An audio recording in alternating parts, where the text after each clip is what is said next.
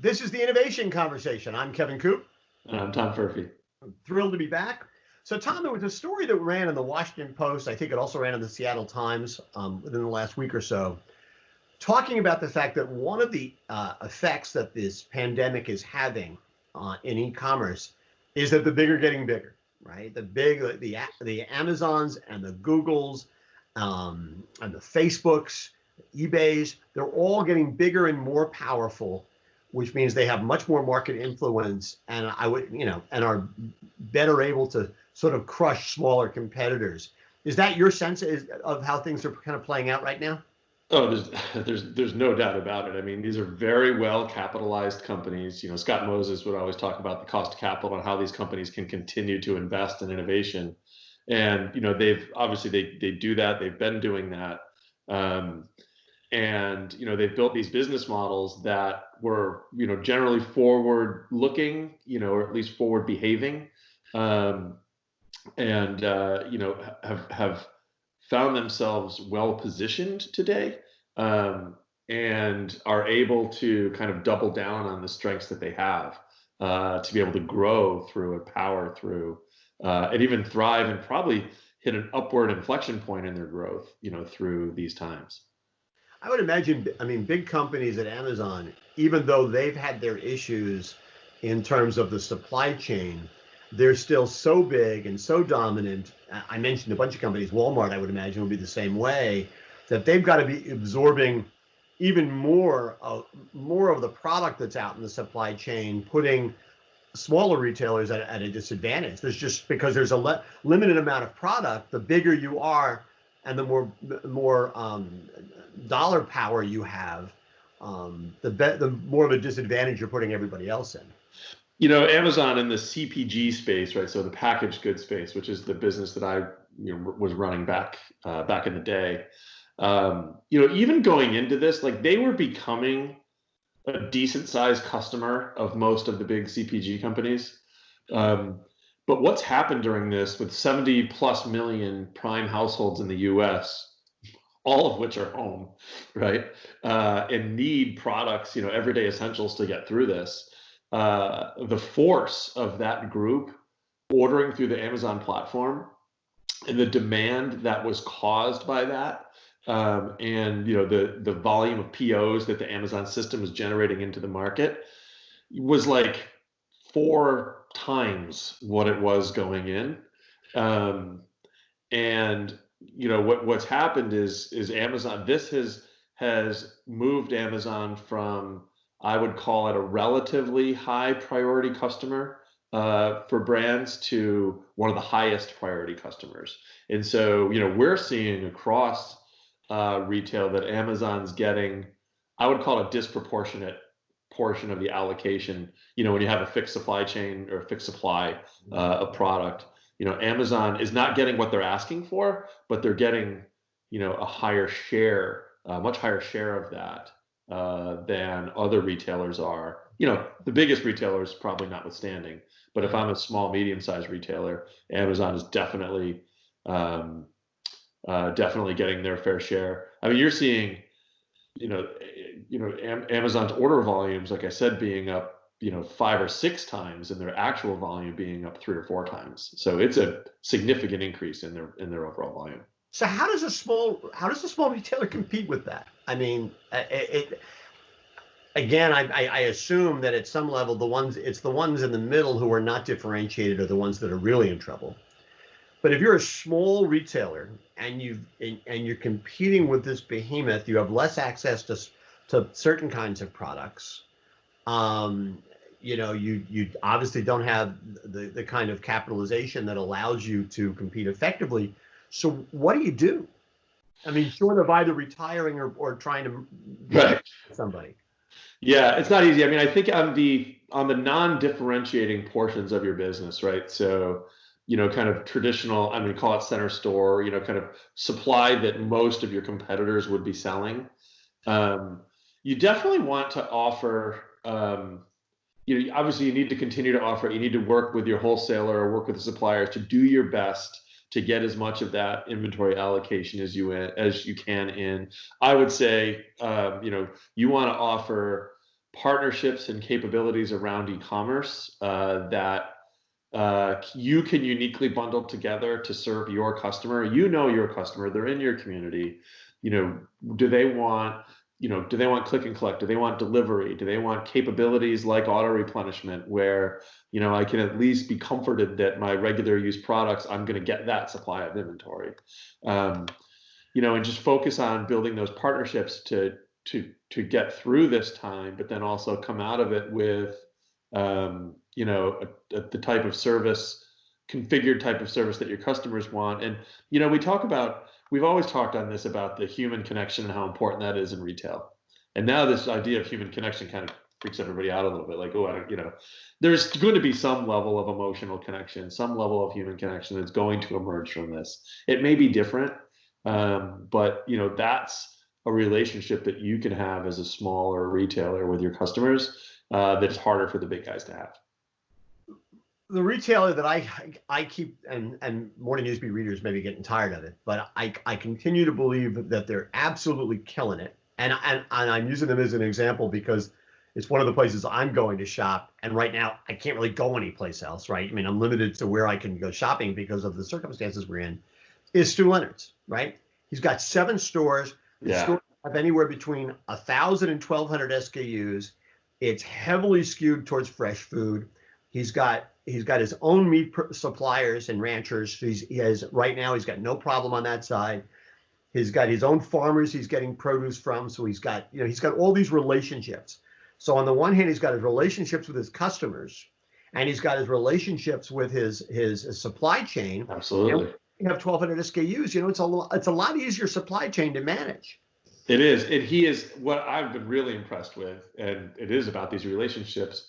As we come into this time of uncertainty, he steps up. He puts his mask on, and he talks to his customers. He's always been known to talk to his customers in the stores, but his videos and his outreach for communicating with his customers and being that friendly face is so valuable on the customer front. And then also turning to your suppliers, turning to your partners on that side and strengthening those relationships. And that is the formula for succeeding, as being that size of a retailer in the face of a lot of this larger competition. And I keep thinking that simplifying the supply chain in terms of editing the grocery supply is going to it almost, I don't know, it has to be the result of this is too strong, because it won't be. Right. But I keep thinking that it's a compelling way to come at the challenges that retailers are going to have, and especially because they're going to be looking for ways to differentiate themselves. So if you can bring your supply chain down, I mean, if you have 45,000 items, are there 4,500 essential items in that store? I don't even think there may be not be 450. Yeah. So if you can start to narrow it down in a way that is really compelling, and you work at that, as opposed to, I just need to have everything for everybody. I don't know. It seems to me that's a smarter way to compete. Yeah, it's a balance. I mean, clearly there's a 80 plus 20, there's an 80-20 type rule where you're going to get the vast majority of your volume from the head of your assortment. Right. We Amazon Fresh particularly, and any retailer, they wrestle with how long the assortment tail should be. I mean, do you need that, 5th variety of ketchup? Or 10th variety of ketchup, or 45th flavor of Jell-O, right? Do you really need, all of that carry? No, you don't. Right. I just, and if you, and you certainly don't need it on your store shelves. If you want to have a relationship that allows you to access it, but it's in the back room, we're going to send it to you, exactly. or if we'll use, Replenium to get it to you on a regular basis. Great. Yeah, that's the point. You don't want to. It's a tough one, because the customer that's loyal to that 45th flavor of Jell-O, and that may be the reason that they shop your store, or one of the key reasons that customer shops your store. So you want to do your best to retain as many of those, relationships and serve as many of those needs as you can.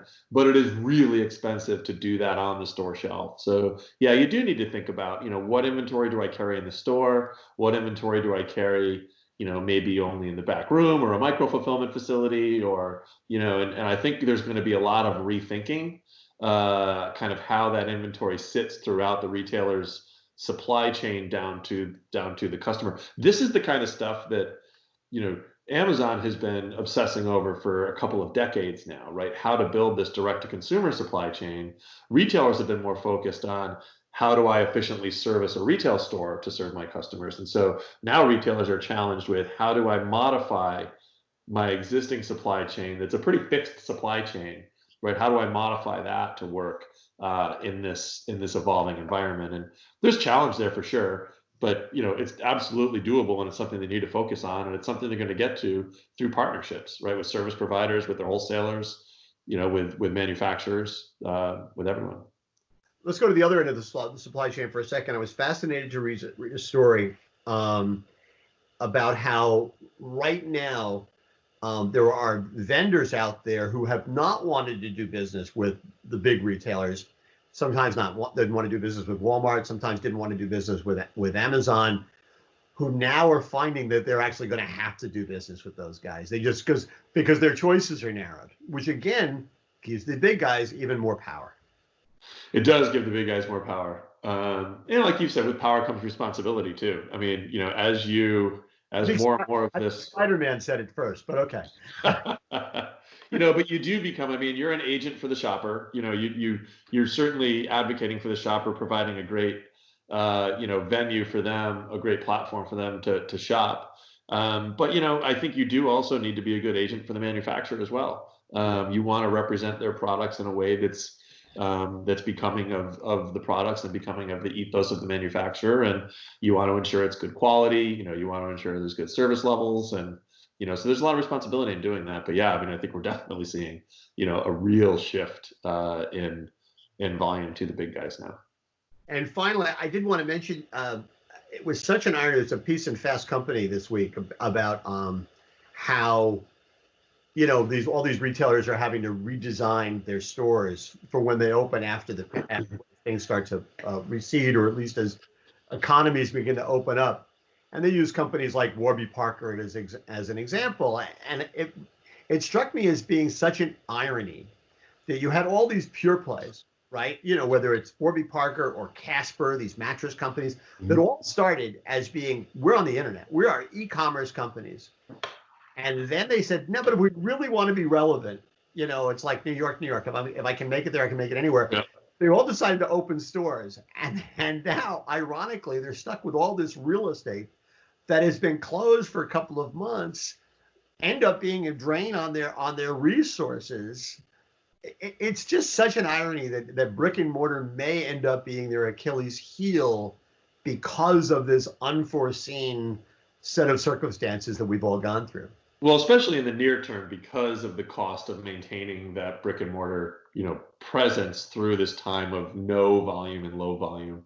But I do believe that and we've talked for years on this on this innovation conversation that good retail is going to be a combination of digital engagement and store level engagement, whether it's tactiling, which I know we can spread germs when we touch things, but touching product and seeing and sensing product and interacting with people, and that is going to continue to be, coming out of this, an important part of retail.